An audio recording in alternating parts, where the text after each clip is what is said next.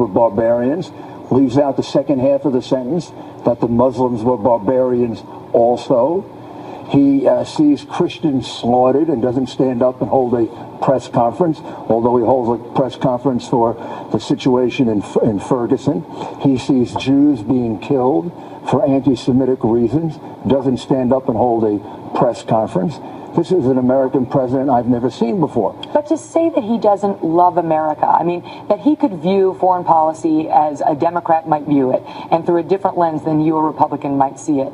You can understand the differences between you, but to condemn his patriotism, to question his love of America? I'm not condemning his patriotism. Patriots can criticize. They're allowed to criticize.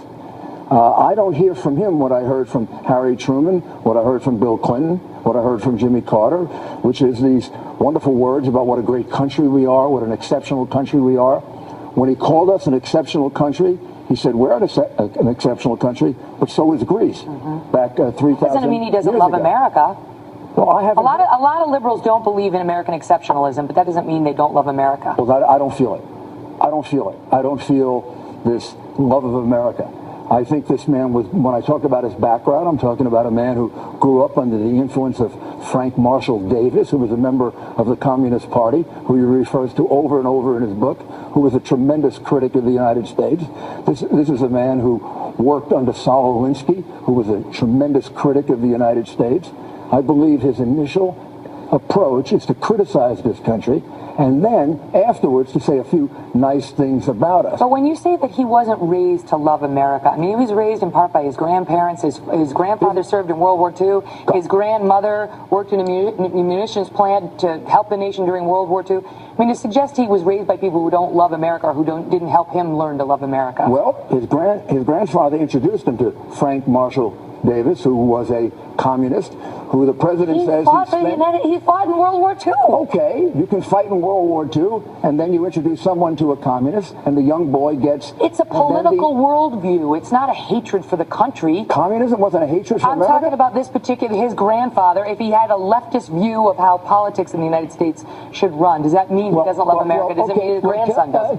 Kelly, how about being in a church for 17 years, where the minister of the church says, it's not God loves America, but goddamn America. Now, if you were in that church, wouldn't you quit that church?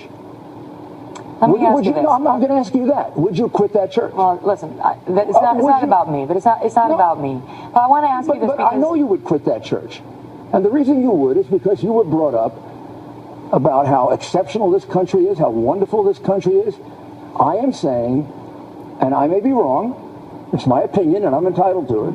I do not detect in this man the same rhetoric, the same language, the same love of America that I detected in other American presidents, including Democrats. And I think it guides a lot of the things that he says and a lot of the things that he does. Let me ask you this. So, I mean, Debbie Wasserman Schultz, she's all upset about what you said. Well, she's always just for the record, she didn't condemn Barack Obama when he called George W. Bush unpatriotic. She had no problem with that, and she has said a lot of incendiary things. I did not call him unpatriotic. I know, but she suggested you did, and she had an issue with that.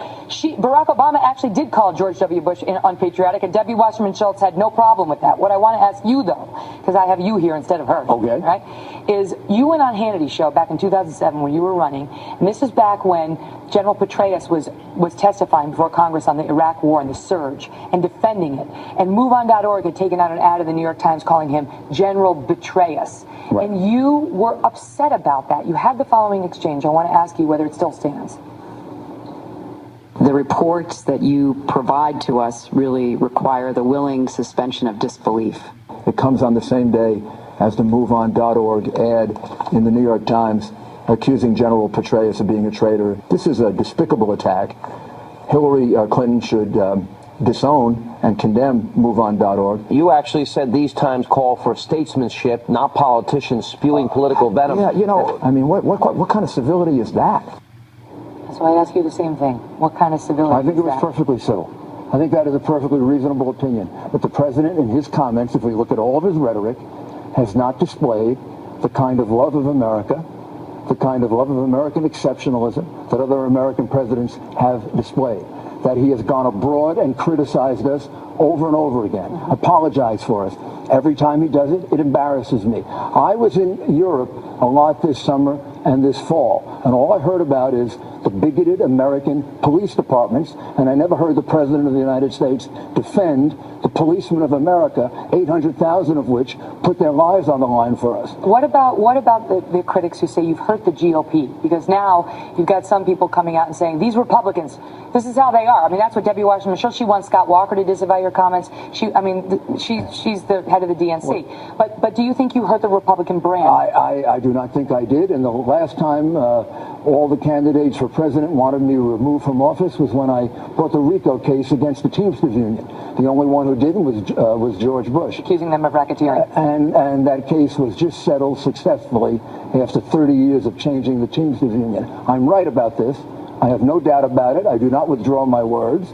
If the president goes and makes a speech and talks about what a great country this is, if the president could complete the following sentence: during the Crusades, the Christians were barbarians, and so were the Muslims. If the president could say Islamic fundamentalist terrorism is our enemy, I will applaud the president. But until he does that, I will have doubts about his emotions, his feelings, his attitudes, and the way in which he developed. We haven't even mentioned some of the other communists and leftists who educated him as a young man. But all we need is Reverend Wright, 17 years in that church, and that man condemned America over and over and over again, and he remained a member of that church. The president suggested he wasn't there for those sermons. The other parishioners didn't tell him about it? I would have walked out of that church in 2 darn seconds because I love my country. Mr. Mayor, thanks for being here. Thank you. All the best, sir. We're taking your thoughts on it now. You can go to facebook.com/The Kelly File and offer us your input.